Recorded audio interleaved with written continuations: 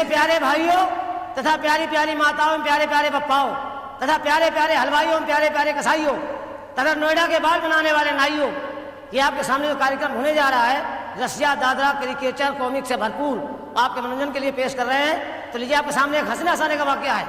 हमारे पिताजी ने हमारी शादी तय करवा दी और बारात लड़की वालों घर पहुंच गई। शादी का सारा कार्यक्रम हो गया, कलेवा खाने का नंबर आया, खाना खाने का नंबर आया। सुबह का टाइम में चुपचाप बैठा हुआ था। सास ने सोचा लड़का नाराज है, मेरे पास आई, बोली बेटा खाना खाओ, हम बहुत गरीब हैं। गरीब है तो क्या वो मोटरसाइकिल ले जाइए। मैंने कमाल है, गरीब बता रहे हो मोटरसाइकिल दे रही। मैंने खाना नहीं खाना, कोई जवाब दिया। सास ससुर के पास पहुंच गई।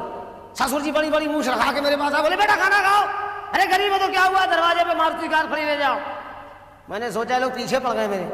मैं खाना इसलिए नहीं खा रहा था कि मेरी शादी मर्जी खिलाफ हो रही थी, मैं नहीं चाह रहा था शादी को। लेकिन देखा ससुराल का मामला, कुछ ना कुछ मांगी लो। दरवाजे पर भैंस बंधी थी। मैंने अगर आप लोग कुछ देना चाहते भैंस हमको दे दीजिए। अब आप लोग सोच रहे हैं कि कितना बेवकूफ आदमी है ये, 2 लाख की मारुति छोड़ करके 5,000 की भैंस मांग रहा।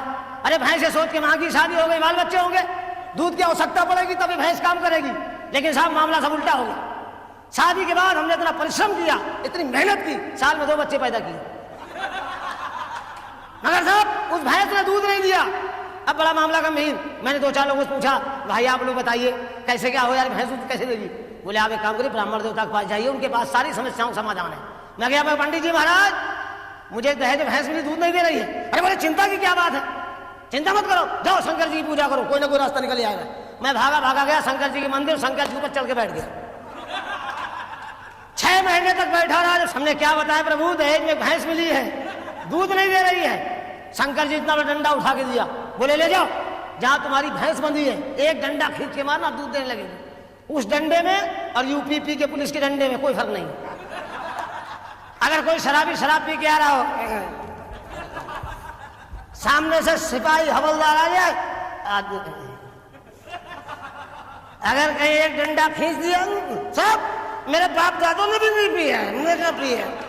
अब साहब डंडा लेके मैं घर गया और जहां भैंस बंधी थी एक डंडा खींच के मारा। जैसे ही डंडा मारा कि भैंस हो गई धनाधन, भैंस दूध देने की पोजीशन में आ गई। हमने सोचा 2-4 महीने में आएगी, दूध देने लगेगी। डंडा उठा के अलमारी में रख दिया। हमारे दोनों बच्चे स्कूल से पढ़ के आ रहे थे, आपस में लड़ रहे थे। बड़ा वाला कह तूने काफी फाड़ी है, छोटा कह तूने स्लेट तोड़ी। लड़ते लड़ते घर के अंदर घुस गया। छोटे वाले बच्चे की नजर उसी डंडे पड़ गई, उसे डंडा उठाया और बड़े वाले का मार दिया। जैसे ही डंडा बच्चे के पड़ा के बच्चा धनाधन।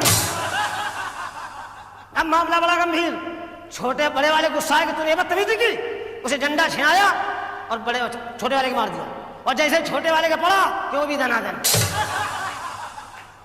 ये मामला हमारे पिताजी की माताजी खड़े खड़े देख रहे, हमारी दादी माँ जिनकी 70 साल की उम्र थी। उन्होंने सोचा बच्चे लड़ रहे, लो बीच बचाव कर दे। बीच बचाव करने गई, छीना झपटी में डंडा अचानक उनके पड़ गया। और जैसे ही डंडा उनके पड़ा कि वो भी 70 साल में धनाधन। मैंने वाले शंकर जी अच्छा डंडा दिया है, पूरी फसल खराब किए दे रहे हो। मारे गुस्से की डंडा छिनाया, अपने पैर मारा, तोड़ डाला। और जैसे हमने अपने पैर मारा कि हम भी धनाधन। अब साहब मैं भगा डॉक्टर के पास। मैंने डॉक्टर साहब मेरे घर में बीमारी फैल गई है। बोले कौन सी? मैंने कहा धनाधन की। अरे बोले यार बड़ी बड़ी बीमारियों का नाम सुना है, धनाधन कहाँ से पैदा हुई? मैंने मेरे घर से स्टार्टिंग हुई है, चलिए आप। और जैसे वो डॉक्टर साहब मेरे घर आए तो सबसे पहले वर्मा जी के ऊपर नजर पड़ गई। वर्मा जी धनाधन खड़े थे। अरे डॉक्टर ने कहा रंपत बीमारी बड़ा भयंकर रूप धारण कर चुकी है, 1 गिलास पानी पिलाओ। तब मैं कुछ सोचूं, मैं गया उसी टंकी से पानी भर लाया और डॉक्टर को निकाल के दिया और डॉक्टर ने पिया कि डॉक्टर भी धनाधन। आप लोगों से गुजारिश है, निवेदन है, प्रार्थना है कि खाना खाना, नाश्ता करना, पानी मत पीना, क्योंकि उसी टंकी का पानी पूरे नोएडा में सप्लाई हो रहा है। अभी एक सज्जन यहाँ पे बोतल से पी रहे थे, धनाधन हो गए, उठ के चले गए। अब देखिए आपके मनोरंजन के लिए मैं एक डांस करवाता हूँ, बुलाऊं? अरे बोलिए यार आप लोग, हेलो देखा डाले।